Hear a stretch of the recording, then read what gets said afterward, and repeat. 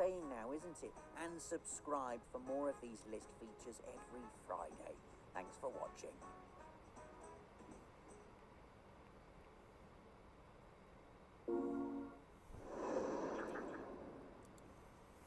Love them or hate them, bosses are a bit like the founding fathers of this wonderful medium we call video games, filling screens and fueling nightmares since time immemorial, or the 70s as time immemorial is otherwise known. Sometimes bosses are really hard.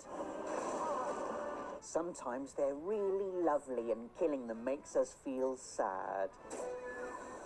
And sometimes they're a big, irregularly shaped bag of what the effing F is that? Mind tricks, psychological horror, a massive demon whale thing. Some bosses just take the video game design 101 handbook, eat it, and then grow some extra arms where their back should be. So to celebrate, here are the 7 most WTF bosses in video games, and we'll start with Metal Gear. It's not Psycho Mantis, though. I mean, he'd seen the obvious choice, wouldn't he? What with the S&M clothing, the floating about, and the reading your mind. But I feel he's more what the hell than what the fudge. No, our first entry is the iconic Cyborg Ninja, an enigmatic stealth camo-wearing masochist who reveals himself to the world by doing this.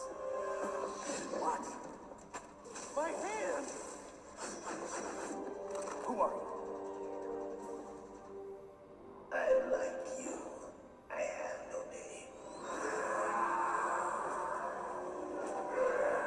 Cool, that makes sense. Ninja then does a spot of interior decorating.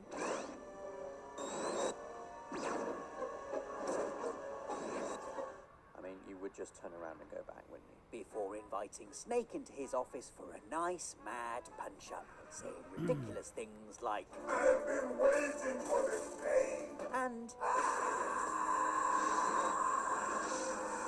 then it turns out that Cyborg Ninja is actually Grey Fox, a dead former colleague of Snake's whose corpse has been reanimated thanks to an exoskeleton and genetically engineered sentience. What the f***? Final Fantasy is another series with its fair share of wacky character designs. Here's Queen Aquen from Final Fantasy IX. But in terms of bosses, the most outrageous has to be Sin, a marauding, city-sized sea creature that can also fly, which apparently is the physical manifestation of the entire world's naughtiness sent to punish the people of Spira by ruining their favourite holiday destinations.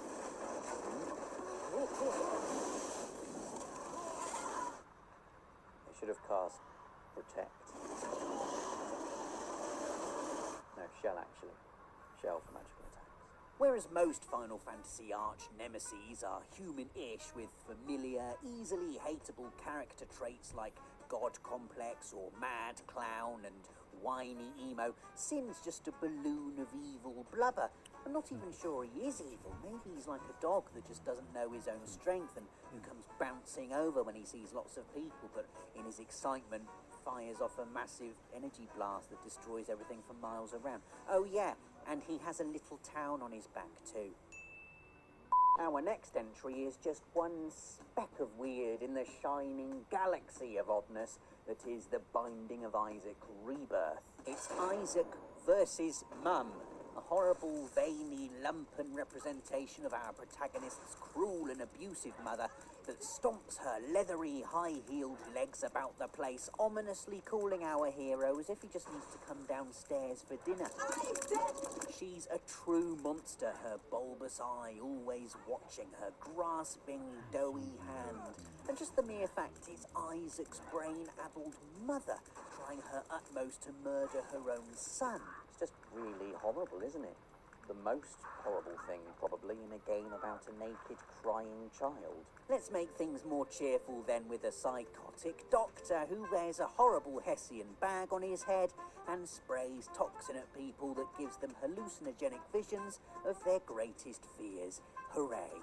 It's Scarecrow from Batman Arkham Asylum, an utter madman who plays with the mind of you, the player, as much as he does the mind of Batman. He does Batman's mind first by giving the Dark Knight visions of his dead parents inside body bags. Father,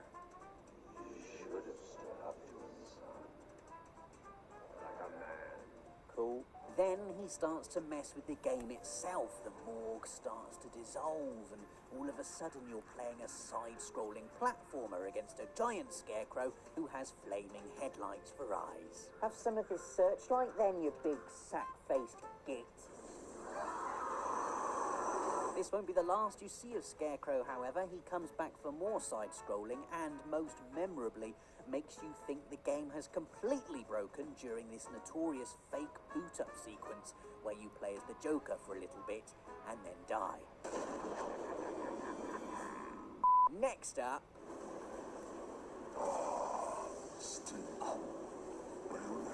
Ah, Temperantia, manipulator of wind.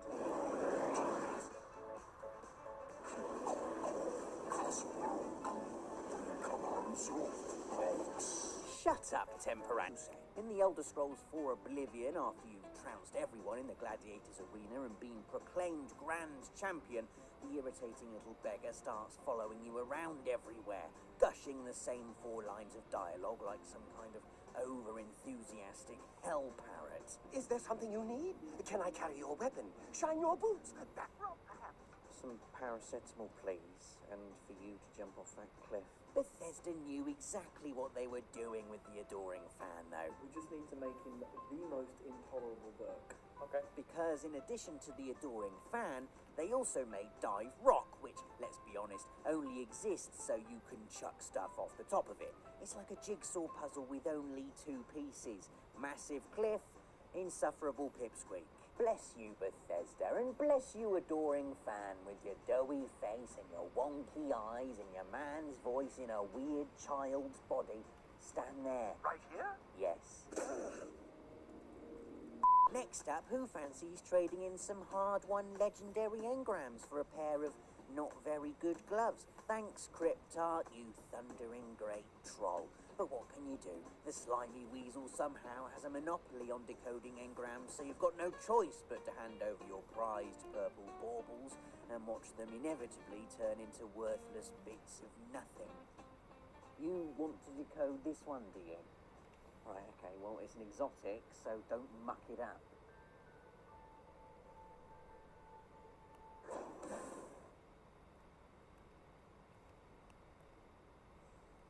Thank you. Let me just put it in here with all the other ones I'll never use. But no matter how many Tengu operants the Cryptarch hands out, we can't help but sort of love him. He's like a rubbish Christmas uncle, you know, the one that means well but accidentally buys you the same stand-up DVD he got you last year. Don't be rude to Uncle Cryptarch, your mum would tell you, and you'd say, thanks very much for the DVD, and then wait until he goes away before chucking it in the bin with all the wrapping paper. Entry number 3. Wait a minute. You're not dead. Yes! Now I can get off this glacier. Claptrap, your metaphorical ship has finally come in. Allow me to introduce myself. I am a CL4P-TP steward bot, but my friends call me Claptrap. Or they would if any of them were still alive, or had existed in the first place. I'm just standing here to show you the area you should shoot after I move away, which I will, once I totally convince you understand the instructions that I'm relaying to you. Do you understand? I know it's kind of complicated, but just stick with me, okay? Cut beatbox time. Check it.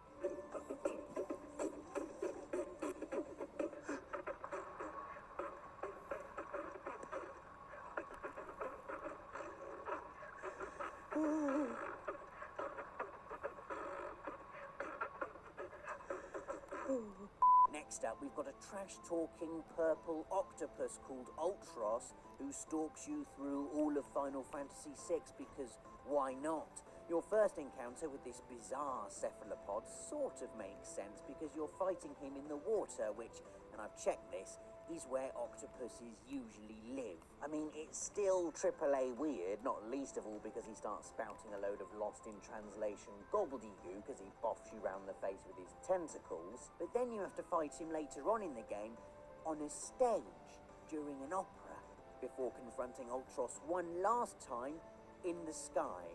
I mean, look at him. There he is, sitting there in the clouds, just like octopuses don't, hitting you with the same attacks, regurgitating the same nonsense, and somehow becoming everyone's favourite Final Fantasy cameo boss in the entire series. Final Fantasy VII has the Turks, 8 has Fujin and Raijin, 9 has Zorn and Thorn, but none of them come close to Ultros. He is the ultimate NPC troll, a flying purple octopus, and we love him to bits. We're off to Croft Manor in Tomb Raider 2 for our next entry, a stage that's essentially a big educational climbing frame, enabling you to get used to the controls and get a feel for how far Lara can leap without plummeting to her death. So it's a little bit annoying then when, right in the middle of pirouetting through the living room, you hear a little clink of china and the shuffling footsteps of Winston the butler. I've never seen a man so determined to serve tea. He's like the anti-Dave. Dave, have you made it yet? It doesn't matter where you go, how far you run, how high you climb. He'll always be there, waiting, clinking, grunting. I admire your determination, Winston, I really do, but I'm trying to work out how to maneuver 90s-era Lara Croft around these mostly straight corridors, and that's tricky enough as it is without you ambling about putting dents in my expensive Denby. Just as with the adoring fan, however, there is a ready-made solution to the butler problem, and it comes in the form of a giant walk-in fridge. If Winston is Tomb Raider's adoring fan, then the fridge is Tomb Raider's dive rock. Initially, you think it's just there to teach you that in the world of Tomb Raider, pressing switches opens doors, but really, it's so you can trap Sir Gruntalot inside and let him clink away until his face turns the same colour as his crockery, cool off, etc., etc. Our penultimate entry is not just us being trolled by an NPC, it's us being trolled by a developer. The developer being Hideo Kojima, and the NPC being a seemingly by-the-numbers soldier called Johnny. Johnny is a cult favourite amongst MGS fans because throughout the series he lightly relieves the built-up narrative tension by heavily relieving the built-up contents of his bowels.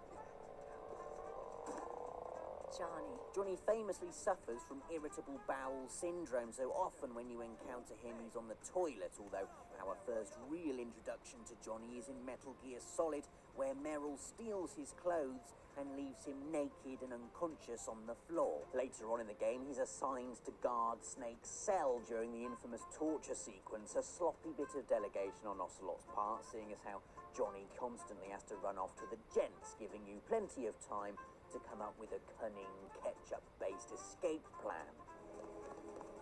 Sloppy. You encounter Johnny again in Sons of Liberty, and his grandfather, also called Johnny, makes an appearance in Snake Eater, but he doesn't go full troll until Guns of the Patriots, where old Snake finds him occupied under a barrel.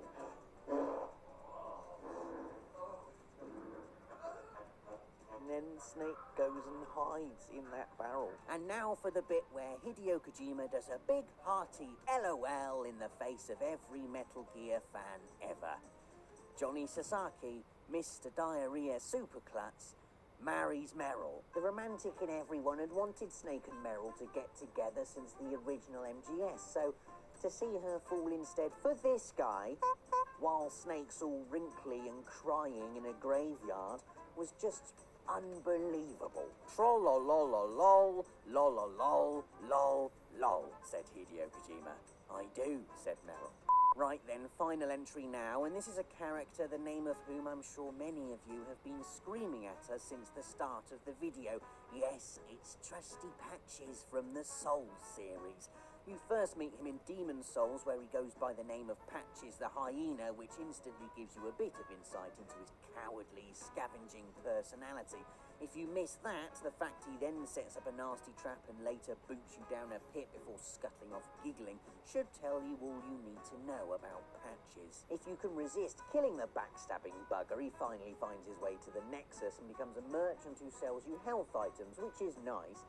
But then he crops up in Dark Souls, and once again, he's up to his old tricks. Kicking you down a pit again, laughing again, hastily apologising when you escape and confront him again. Please, forgive me. Also, he hates clerics for some reason and will attempt to kill you when you try and cross this bridge. the shimmering trinkets of Patch's other victims winking at you from below. What a horrible man. I honestly can't think of a way they could make him any worse. Yeah, he's a spider in Bloodborne. Ugh. And his intention this time is to sacrifice you to horrific arachnid deity Amygdala. But he still finds time to kick you off another cliff.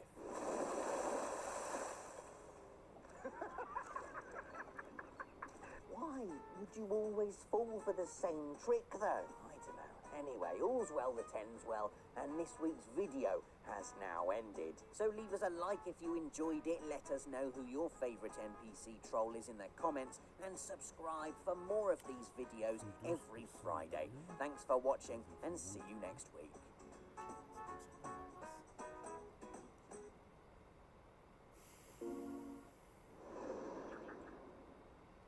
Have you ever been told a filthy lie you wish was true? Dave! Hi, Nate. You should play this. Okay. It's really easy. Great. There's that premature burst of hope before reality reasserts itself with overwhelming realness. A place where dreams don't come true and the laws of physics relentlessly apply. We don't want real, we want something else, something better. And that's what video games give us. They gift us wonderful abilities that make existing in their worlds exciting and fun. And they're all lies. Sweet, sweet lies we wish were true. Here are 7 that I've written down. Number 1. If you've been somewhere once before, you can instantly teleport back there whenever the hell you want, aka fast travel. This honeyed, time-saving lie is commonly found in open-world games like Skyrim or Dragon Age Inquisition, games so stupidly large they have to let you jaunt around the place like a side-questing Time Lord. Otherwise, you'd have to walk everywhere and take in the beautiful scenery. Think too long about fast travel and you'll feel the clammy hand of truth on your shoulder as it whispers in your ear. On average, 1 year of your life is wasted travelling to and from work. Shut up, truth. That's a year you could spend gaily drinking in the beauty of open-world games like Skyrim and Dragon Age Inquisition. Imagine, just imagine if fast travel was a real thing. Think how much time you'd save. Right, I'm off then. I'll see you on Monday. Right, have a good weekend.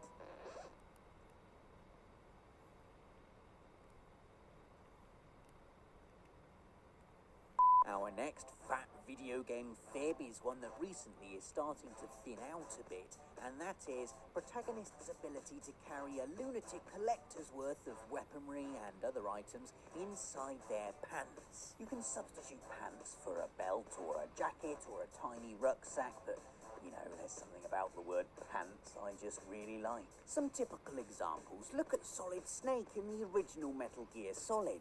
He's got rifles, tranquilizers, mines, a rocket launcher. Where is he keeping it? I mean, that suit is tight. You couldn't even fit a badger in there. A badger? Doesn't make any sense.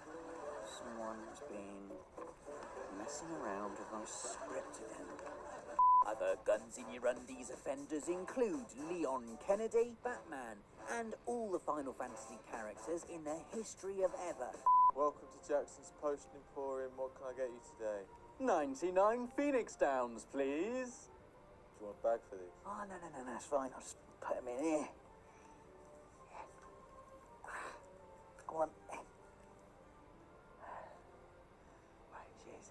Line number 3 is exclusive to FIFA, but FIFA tells such enormous, gut-swelling porkies that I'm devoting an entire entry to it, and you can't stop me. I'm a Crystal Palace fan, which means every season in the real world, the best I can hope for is a brave mid-table finish after a long, hard battle against relegation. Whereas in FIFA, Palace are a team of world-beating wonder kids, especially if you stick it on amateur. And I love being at the helm as stocky wing-pudding Jason Punchin does the entire Barcelona defence and rattles one in the top corner at the Nou Camp. Where FIFA's pants really catch fire, however, is in career mode, where you get to create a player based on your likeness and then steer him to Champions League glory. After being loaned out to Port Vale, obviously. As a married man, I feel I've got some kind of grasp on the mystery that is love. That is, if my wife wants to not be in love with me anymore, it's going to be really quite expensive. Love is complex, it's painful, it's about sacrifice and honesty and having the balls to apologise every once in a while. I'll tell you what love isn't. It isn't the mathematical result of inputting the correct dialogue options at predetermined narrative junctures and then activating a soft-core fade to black. Thanks, video games, you big poo-faced fib factories. Agreeing with Miranda from Mass Effect 2, even when she's rampantly wrong about everything.